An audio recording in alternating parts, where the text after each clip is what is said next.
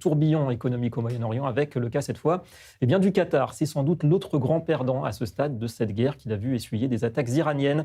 Doha a pourtant tout fait, on l'a vu, pour essayer de rester un petit peu en retrait des hostilités, mais la facture est déjà conséquente au point que le richissime Émirat pourrait brader certains actifs en Occident, notamment en Europe et au Royaume-Uni. Bonsoir Mathieu Windig, on en parle avec vous Mathieu. Le Qatar, empire du gaz, dont on découvre finalement aujourd'hui les talons d'Achille.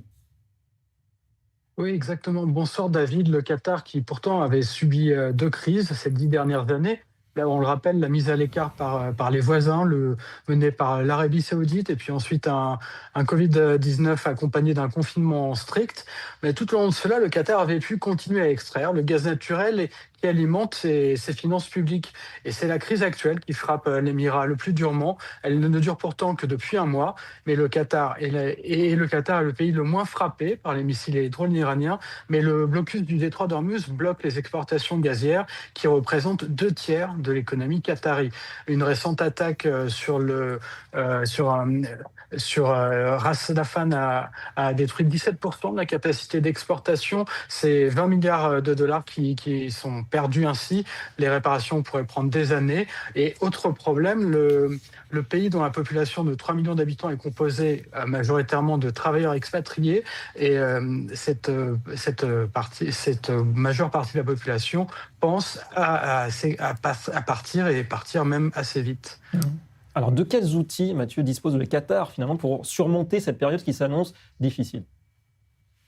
Alors, le fonds souverain du Qatar, qui est riche d'environ 580 milliards de dollars, pourrait intervenir, mais il lui faudrait peut-être liquider des actifs, par exemple au Royaume-Uni, où ils ont beaucoup investi. La monarchie gazière pourrait se séparer de l'aéroport d'Heathrow ou du grand magasin Harrods, qui est un emblème de la capitale britannique, car selon Goldman Sachs, si le conflit n'est pas résolu rapidement, ce serait 5% du PIB du Qatar qui pourrait partir en fumée et 14% si la crise se prolonge. Pardon. Donc l'Émirat a toujours des réserves qui lui laisseraient une marge d'environ entre 6 mois et 1 an, mais le choc reste bien réel. Récemment, le Premier ministre qatari était à Washington pour demander le renforcement de la coopération sécuritaire et l'amélioration de la protection des infrastructures énergétiques. Selon un diplomate, Doha voudrait approfondir sa coopération pour agir pour la liberté de la navigation internationale, tout en précisant que Doha ne veut pas faire partie d'une coalition internationale pour l'ouverture du détroit. En tout cas, il y a quand même un petit matelas de sécurité pour le Qatar. Merci beaucoup, Mathieu. On vous retrouvera un petit peu plus tard. Encore un petit commentaire, Steve Oana, merci d'être resté, parce que cette fragilité du Qatar, qui est d'ailleurs également structurelle, voire militaire, elle vous étonne concernant l'économie de cet émirat aujourd'hui ? Finalement, pas du tout. C'est-à-dire que le Qatar est aussi un pays très artificiel sur le plan politique, puisque c'est juste des rivalités tribales au Bahreïn qui ont donné naissance à cet État, ce qui est peu dit. Comme ça a été dit avant moi, 90% de la population n'est pas native. Une certaine partie de cette population non native est d'ailleurs un statut proche de celui de l'esclavage. C'est pas assez dit. C'est un pays dont le statut politique dans la région ne repose que sur ses liens avec les entités terroristes de la région, avec lesquelles il est capable d'entamer des négociations quand il le faut.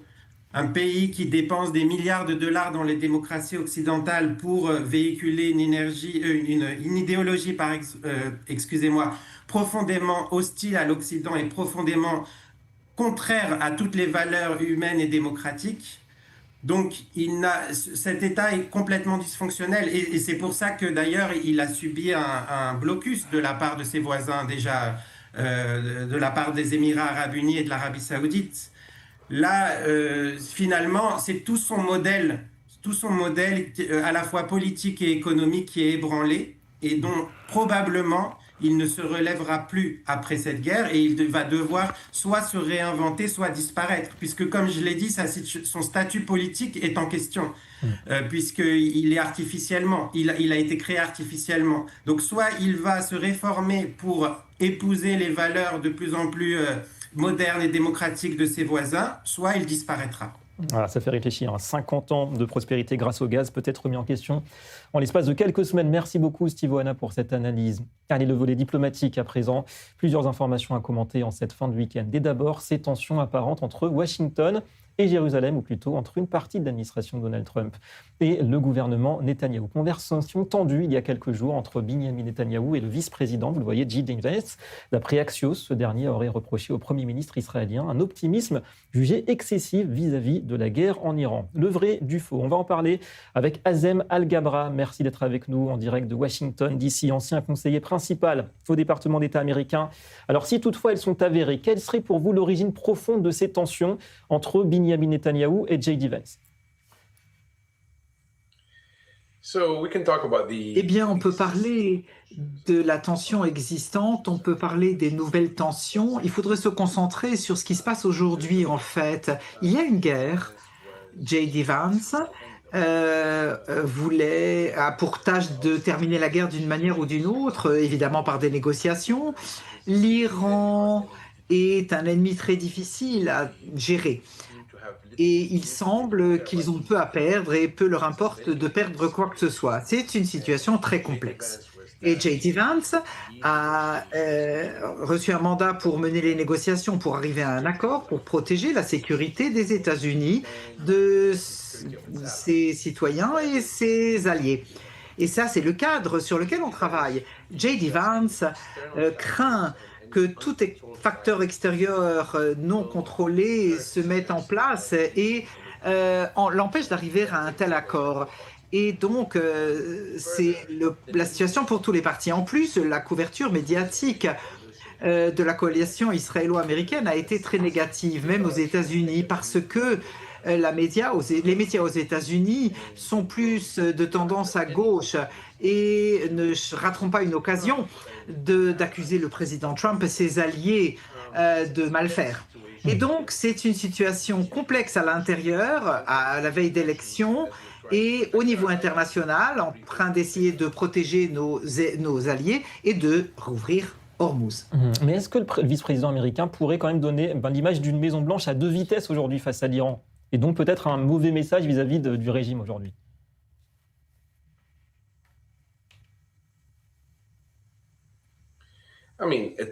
Écoutez, ça ne peut pas être aussi terrible que les Iraniens, où on ne sait pas du tout qui est en responsabilité.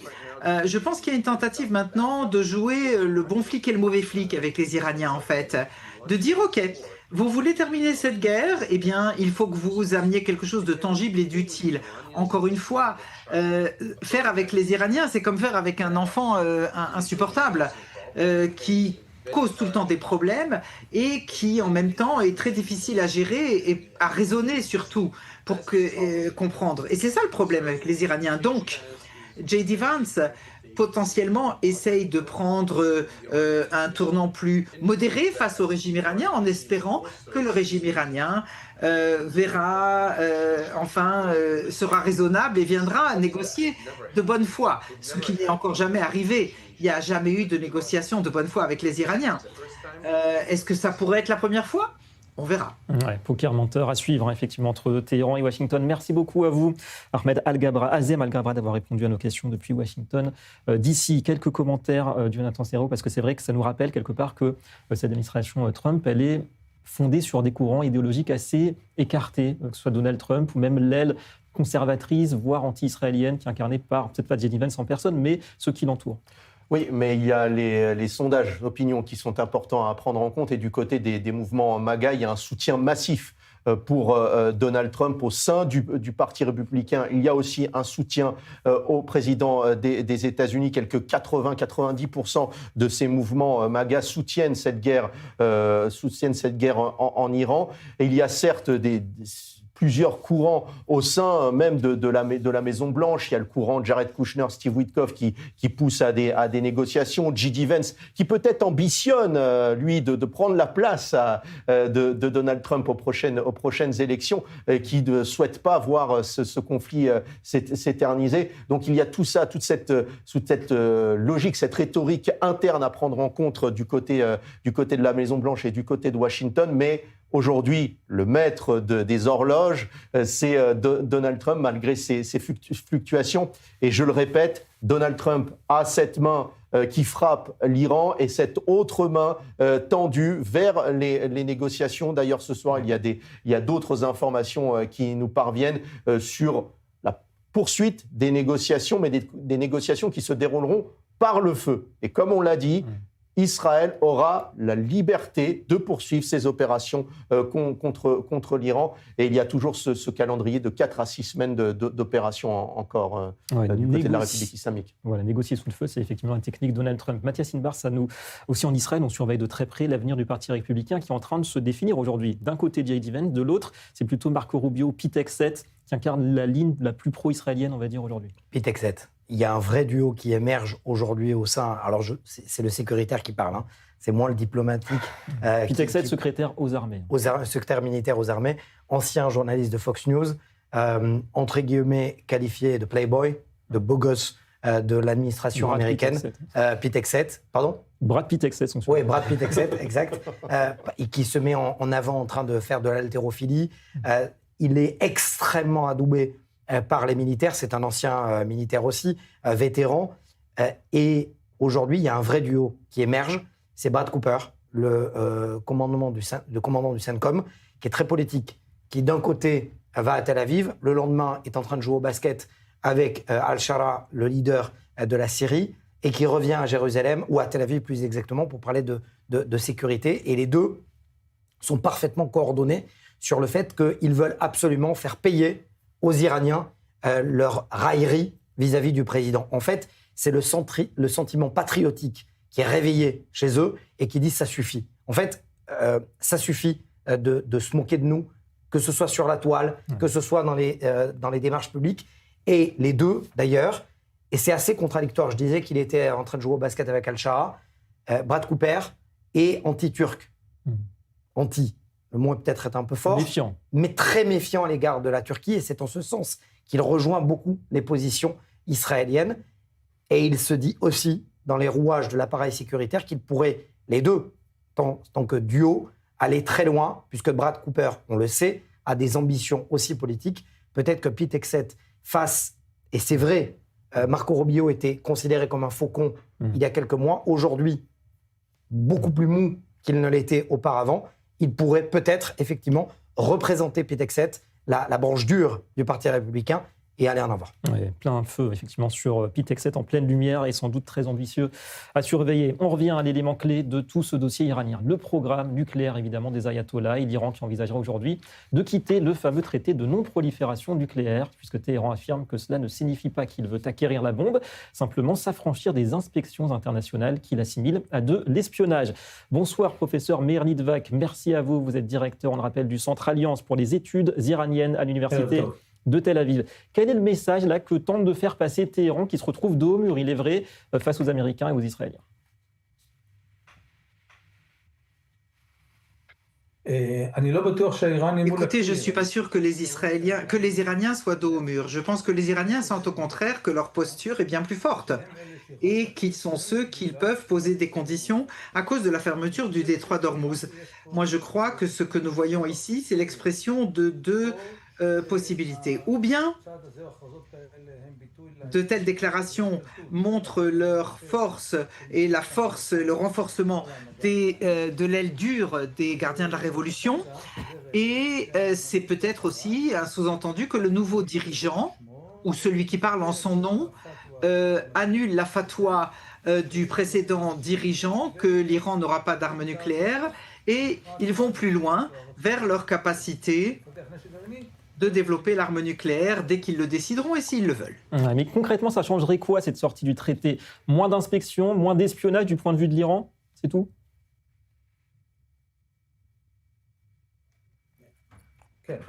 Écoutez, s'ils sortent du traité, ils ne peuvent plus être contrôlés. Et ça veut dire qu'ils sont libérés de toutes les limites que le traité leur impose, comme par exemple aller vers la bombe. L'Iran, ayant signé le traité, s'est engagé à ne pas développer l'arme nucléaire. S'ils quittent le traité, ils disent au monde qu'il se considère libre de développer l'arme nucléaire dès qu'il le souhaite. Et au vu quand même des dégâts aujourd'hui qui ont provoqués par la guerre actuelle, qu'en est-il des capacités de l'Iran à relancer son programme nucléaire? Parce qu'on sait qu'au niveau scientifique, ce ne sera pas très difficile de reprendre la machine une fois la guerre terminée. Le grand problème, c'est que 460 kilos d'uranium enrichi sont encore entre leurs mains. Et dès qu'ils ont ça, la voie de là vers un armement nucléaire n'est pas longue. Et ils auront du mal à reconstruire certains laboratoires qui ont été détruits, mais s'ils ont cet uranium, les prochaines mesures vers l'arme sont beaucoup plus rapides. Et nous ne savons pas quels sont les véritables dommages causés aux installations en sous-sol en Iran. Donc, il y a un danger que leur capacité de se reconstruire nucléairement parlant sera assez importante après la guerre. Et s'il n'y a pas d'accord à la fin de cette guerre. Oui, mystère sur ces 450 kg d'uranium enrichi qui sont effectivement un atout toujours entre les mains du régime. Merci beaucoup à vous, professeur Meir Litvak, traduction assurée par Gisèle Abazon, qu'on salue. Allez, il est temps de revenir sur les opérations en cours au Liban. Avec vous, Déborah Benayoun. Les opérations de Tsahal qui se poursuivent avec, malheureusement, on disait tout à l'heure, des pertes. Un soldat qui a été tué par un tir de roquette. Et oui, Moshe Yitzhak Cohen 4, âgé de 22 ans, qui a été donc tué par une roquette au sud Liban. Sa mort qui porte à 930 le nombre de soldats israéliens tués depuis le 7 octobre. 4 soldats tués en l'espace seulement de quelques jours depuis le début de l'opération terrestre au Liban. Et Déborah, les soldats qui font barrage en ce moment contre les roquettes incessantes du Hezbollah. Eh bien oui, ces dernières 24 heures, des centaines de roquettes ont été lancées du Liban vers Israël. Mais seulement, si l'on peut dire, 90 ont franchi la frontière parce que la majorité de ces roquettes, elles sont finalement tirées vers les troupes de Tsahal qui sont dans le sud Liban. Le Hezbollah qui tente en fait de freiner leur avancée. Et pendant ce temps, eh bien, l'armée, elle continue de détruire les lanceurs justement qui visaient le territoire israélien. Des dépôts d'armes et des infrastructures militaires du Hezbollah aussi ont été attaqués pendant la nuit. Donc de nombreuses infrastructures terroristes qui sont visées. Tsahal qui poursuit aussi son avancée sur le plan terrestre dans le secteur ouest du sud Liban pour établir une forme de nouvelle zone tampon. Selon des responsables militaires, Tsahal a pour objectif de créer une zone démilitarisée dans le sud Liban jusqu'au fleuve Litani. D'ailleurs, nouvelle stratégie apparemment que tente de concevoir en ce moment le Hezbollah. Oui, selon plusieurs experts, le Hezbollah souhaite montrer qu'il n'agit pas seulement comme un bras armé de l'Iran. Il semblerait que l'organisation terroriste ne soit pas entrée dans le conflit uniquement pour venger la mort d'Ali Khamenei, mais aussi pour servir ses propres intérêts. Un tout petit mot peut-être de diplomatie pour finir. L'ambassadeur d'Iran au Liban ne partira finalement pas. Le délai était fixé à aujourd'hui. On rappelle, la semaine dernière, le ministère libanais des Affaires étrangères avait expulsé l'ambassadeur. Il avait reçu le soutien du Hezbollah qui ne voulait pas le voir partir. Et bien finalement, il semblerait qu'il ne soit pas sur le point de partir du tout. Effectivement. Mathias, un commentaire, parce qu'il y a aussi des opérations à la frontière, visiblement, entre la Syrie et le Liban de Tsahal, y compris en haute montagne. Oui, c'est l'unité de ce qu'on appelle les chasseurs alpins en France, qui est une unité d'élite, et les alpinistes, comme on les appelle en Israël.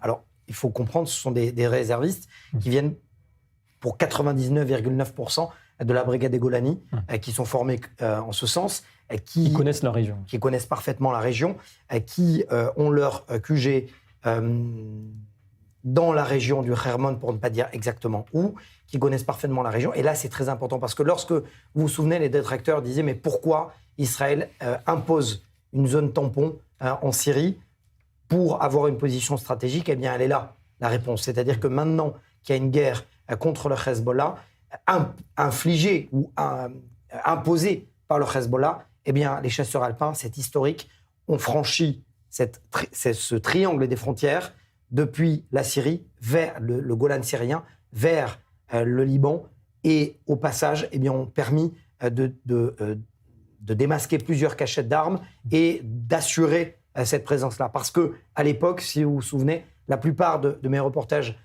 justement sur le toit d'Israël, ce qu'on appelle Mitzpeh Shlagim, c'est-à-dire le toit d'Israël, le Hermon, on me disait à chaque fois, c'est Daesh en ligne de mire. Et aujourd'hui, Daesh a été remplacé par le Hezbollah, par des milices chiites pro-iraniennes. Et donc, il faut être présent au sol. Malheureusement, la région Et cette région n'aime pas le vide. Ouais, carrefour vital pour les intérêts sécuritaires d'Israël, effectivement. Alors l'Iran, on y revient, puissance de nuisance bien au-delà du périmètre moyen-oriental. On évoque régulièrement ces cellules terroristes qui sont prêtes à être activées d'un bout à l'autre du monde. Eh bien, il y aurait aussi, en tout cas d'après le New York Post, une véritable armée fantôme composée de centaines d'anciens membres des gardiens de la Révolution qui sont basés aujourd'hui au Canada, et oui, et donc aux portes des États-Unis, et qui attendraient des ordres venus de Téhéran. On vous retrouve Mathieu Winning. Mathieu, Ottawa dément cette information, mais d'abord sur le procédé. Eh bien, certains observateurs dressent un parallèle entre les méthodes aujourd'hui des ayatollahs et celles de l'Union soviétique à l'époque. Exactement, David. Selon l'historien Neil Ferguson, notre époque est celle de la Deuxième Guerre froide. À l'époque de la Première, l'Union soviétique avait mis en place des cellules d'agents dormants dans lesquelles des agents du KGB se fondaient littéralement dans la population, devenant complètement incognito. Aujourd'hui, à l'occasion de cette Deuxième Guerre froide, le modèle iranien de cellules dormantes est beaucoup moins sophistiqué. Souvent, il s'agit d'engager des criminels locaux, et la République islamique l'a fait à de nombreuses reprises ces derniers mois et ces dernières années. Et on compterait des cellules dormantes de la République islamique à travers le monde. Aux États-Unis, par exemple, ils ont tenté d'assassiner des personnalités qui avaient agi contre la République des Mollahs, comme Mike Pompeo, John Bolton, et bien sûr Donald Trump, alors qu'il faisait campagne pour un second mandat. Depuis le début de la guerre, les États-Unis font preuve d'une grande vigilance sur les agissements des Iraniens sur son territoire. En Australie, des gangsters ont été engagés par la République islamique d'Iran. Ça a été prouvé. Ça a créé un incident diplomatique et l'interdiction des gardiens de la Révolution en Australie.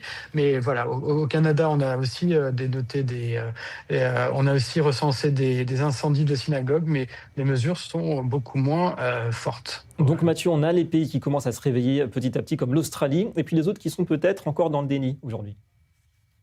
Oui, donc le New York Post révèle qu'il y aurait 1 millier d'agents du corps des gardiens de la Révolution qui seraient prêts à être déclenchés au Canada, il cite des experts américains. Une membre de l'opposition canadienne, elle parle d'un véritable danger pour le Canada et pour le monde occidental dans son intégralité. En cause, ce serait une politique d'immigration trop accueillante et la faiblesse des contrôles aux frontières. Récemment, un attentat a été commis contre le consulat américain. 2 terroristes en armes ont ouvert le feu sur l'enceinte fortifiée de la représentation diplomatique américaine. Aucun blessé n'a été déploré, mais les suspects sont probablement liés au régime islamique. Récemment, le gouvernement canadien a identifié 32 hauts responsables iraniens résidant au Canada. Une procédure d'expulsion a été lancée, mais ils sont encore là, en fait. Parmi eux, on trouve le neveu d'Ali Larijani, l'ancien dirigeant de facto de l'Iran. Selon l'opposition iranienne, il occuperait le poste de directeur du financement immobilier à la Banque royale du Canada à Vancouver.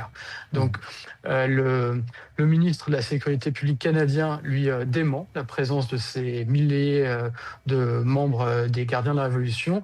Mais en parallèle, 239 visas d'officiels iraniens ont été révoqués par le département de l'immigration canadien. Ça fait beaucoup. Merci beaucoup Mathieu pour ces précisions. Allez, il y a quelques minutes encore, quelques instants pour commenter ce chaos. Déborah avec vous à l'aéroport d'Aqaba en Jordanie. C'est une porte de contournement des problèmes actuels en Israël. La compagnie israélienne Arkia a annulé plusieurs de ses vols. Et oui, c'était déjà compliqué de partir de l'aéroport Ben Gurion. Et bien désormais, depuis la Jordanie, c'est très compliqué également. Arkia, donc la compagnie israélienne, qui a constaté que des changements avaient été imposés par les autorités jordaniennes. Et donc, les autorités jordaniennes ont refusé d'approuver certains vols opérés avec des appareils européens, ce qui a obligé la compagnie à suspendre ses vols depuis la Jordanie. Vous verrez peut-être ces images où l'on voit des centaines de personnes, des centaines d'Israéliens qui se sont retrouvés donc bloqués à l'aéroport d'Aqaba. Et cette suspension de vol donc, qui devrait pour le moment durer. A priori, Arkia dit faire passer ses vols sur l'aéroport Ben Gurion, mais on connaît les restrictions actuellement à l'aéroport Ben Gurion, à peine 50 passagers par vol. Donc ça risque d'être très compliqué, notamment à l'approche de Pessah. Et voilà, patience pour les voyageurs. Merci beaucoup Déborah. Merci Jonathan Serrero, merci Mathias Inbar.